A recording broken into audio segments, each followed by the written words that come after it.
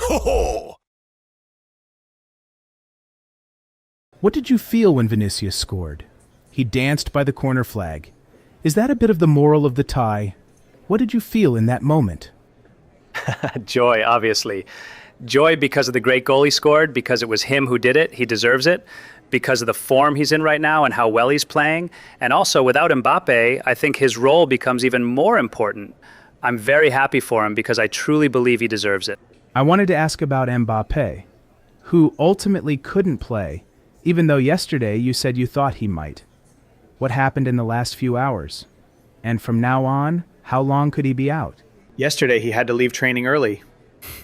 It's true that on other days he has felt some discomfort and we decided he could play.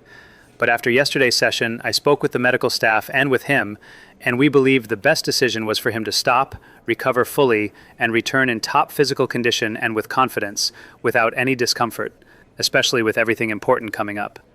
From now on, we just have to wait. Let's see if it's a matter of days.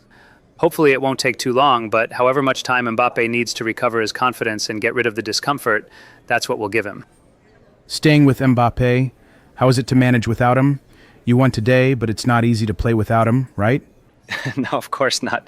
Without Mbappe, without Bellingham, without Militao, and today also without Rodrigo, all of these are extremely important and fundamental players at a very high level.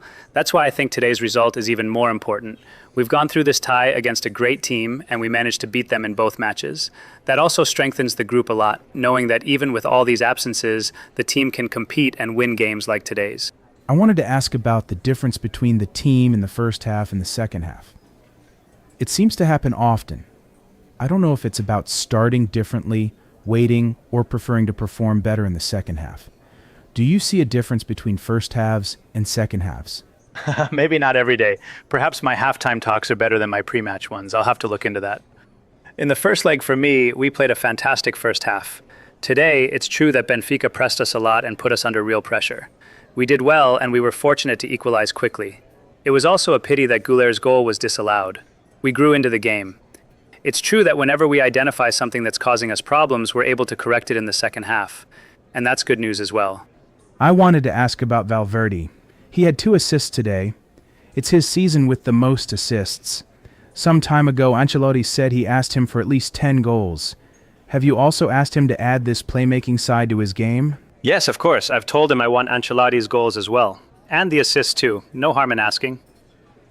Since I arrived, Fede has shown the level he has and how important he is to me as a player. He's practically an extension of me on the pitch. He's a captain, one of the leaders. He represents everything a Real Madrid player should be. The level he's showing, the commitment. He's another player who, even with discomfort in recent weeks, doesn't want to stop. He wants to keep playing. I'm very happy and very proud of the level he's reaching, how he's enjoying himself, how he's contributing in attack, everything he brings, and how important he is within the team.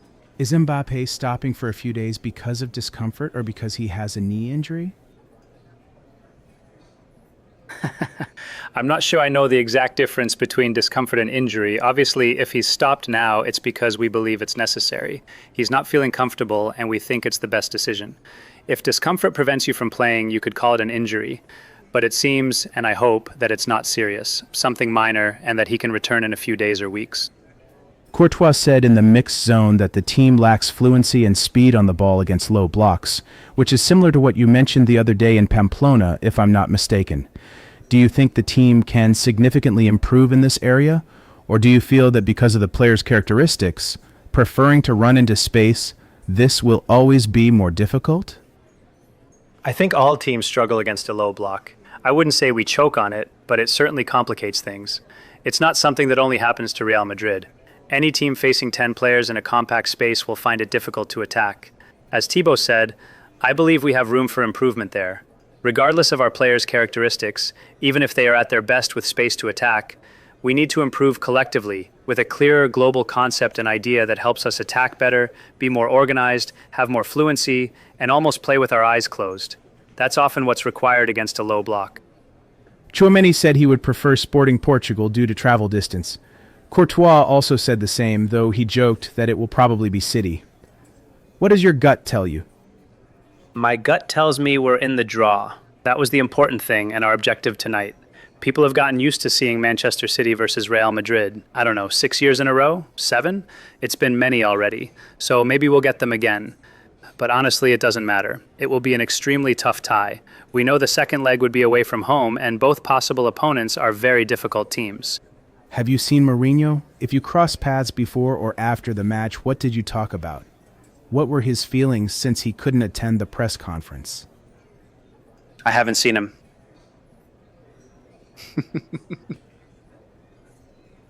About Mbappe. He injured his left knee against Celta on December 7th. It's been almost 3 months. The only official medical report was on December 31st, saying it was a knee sprain. Since returning, you've often mentioned discomfort. Today you suggested that discomfort could be considered an injury.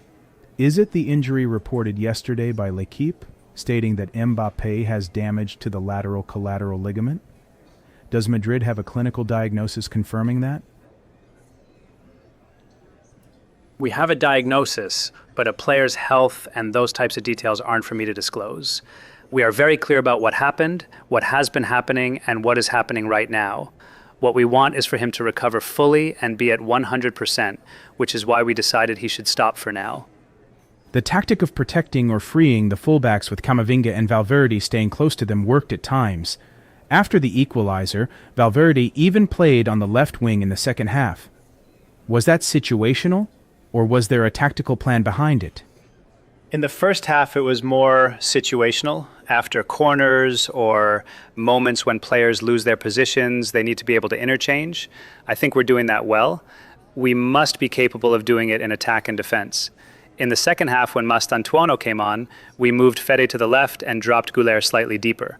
That was a tactical adjustment, but nothing special. We simply wanted to introduce Franco. For us, Fede is fundamental, regardless of where he plays, which is why we kept him on the pitch. Did you exchange any messages with Mourinho after the game? And if Sporting ends up being your opponent, what do you know about the Portuguese side? No, I haven't spoken with Jose. I was with people from Benfica and sent him my regards. Now we'll see what happens on Friday. If Sporting draw us, we know how difficult it would be. We saw today how strong Portuguese teams are, very competitive. Playing the second leg there would be very complicated. I believe our youth team also drew Sporting, if I'm not mistaken. So let's see what the hot balls bring us.